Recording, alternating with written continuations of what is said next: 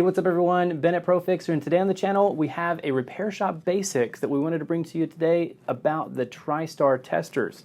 This particular one is one of the SmartMod Pros, and it was one of the first to the market that would be able to test Tristar without having to open up the device. So we're going to be going over how to use the SmartMod Pro, what it means for you and your repair shop, and then the different results that it can get depending on the different types of devices and their different types of issues. Everything on my workbench is linked up in the description below, including this SmartMod Pro Tristar tester, which I highly recommend. Don't forget to like this video and subscribe to our channel, and please comment below what you'd like to see in future videos. Without further ado, let's take a look at the SmartMod Pro Tristar tester.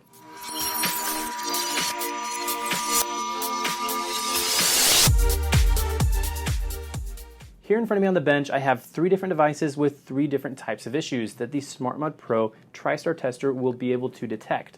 The SmartMod Pro Tristar tester is essentially a little tester with a readout screen and an internal battery that can test each particular line and compare the readings that it gathers to known goods. It will then be able to determine if there's a pass-fail as far as that particular line to help you understand if your Tristar is bad on a device. It's not 100% foolproof though. Just like with any device, there is a margin of error. So you could have a device that does have a bad Tristar or one that has a good Tristar, and it could give you readings either way. However, it's incredibly accurate. I've only had very few situations where this was actually inaccurate.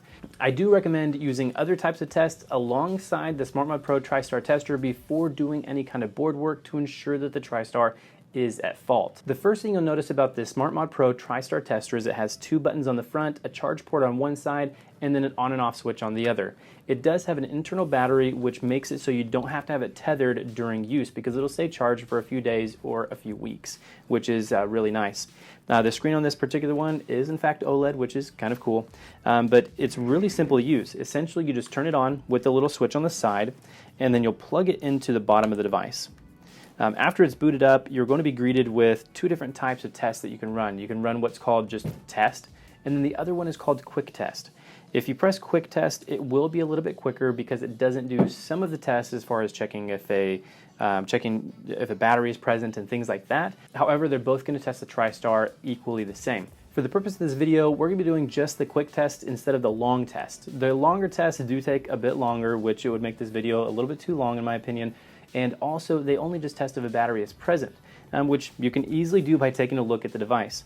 So in this particular case, we already went through the quick test on this white iPhone 6, and it shows that it passed. One of the cool things about this is you can actually inspect the lines that are suspected as bad if it would have failed. You can click more, and it's going to show you all the different lines that it tests and give you a pass or fail. This particular one over here is an iPhone 6 Plus that we're going to run the same test on it. So if we go through the quick test another time, it's going to do the same thing where it's going to read each of the lines of the particular device and then test it against known goods to see if you have a pass or a fail depending on its calculated tolerances, which, like I mentioned before, it's incredibly accurate. There's only been very few times where it has not been accurate and gave me a false reading. A great place in your repair shop for the SmartMod Pro Tristar tester is at your check-in counter. It's very convenient to be able to check each device as they come in, and you can actually let it run its test as you're taking the customer info and ringing them out. That way you can weed out things if it's going to be troublesome later on, and also you can educate the customer upon check-in if their device may have board level issues. The 6 Plus just finished, and it is actually showing pass as well. I put this one on the workbench because earlier it was showing ambiguous. Ambiguous would mean that it possibly needs a new charge port. It lets you know on the screen here if it does test as ambiguous to test a new port as well. Seeing that this one tested as one way and the other as far as pass and ambiguous, I would go ahead and test with a new charge port a few times to ensure that we're not getting any kind of ambiguous results to rule that out. With this particular one, this is an iPhone 6s, so plugging it in, we're going to run this test on it as well. So we can go ahead and click exit, go back to quick test, and this particular device may take a little bit longer than normal to take its readings. This device is known to have a bad Tristar. This one actually came into our store not charging, and the customer told us that it became harder and harder over time to be able to charge their device.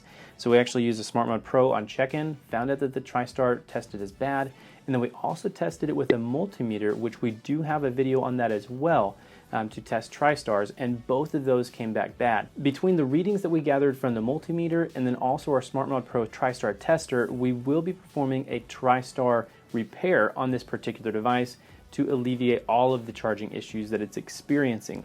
One thing that you'll notice is if you do have Tristar issues, generally a device takes under 1 minute to test, but if it's taking over a minute, generally you're going to have failed lines that will pop up on the screen after the test has been run. So the 6S just finished. It's been about 2 or 3 minutes of running on the Tristar tester, and we got the results back. We actually cut the film a little bit to reduce the size of the video and any of the blank spots. So this particular one came back as fail. One of the cool things, you can click more and see which ones failed. This particular one has fail on every single one of the tests except for one.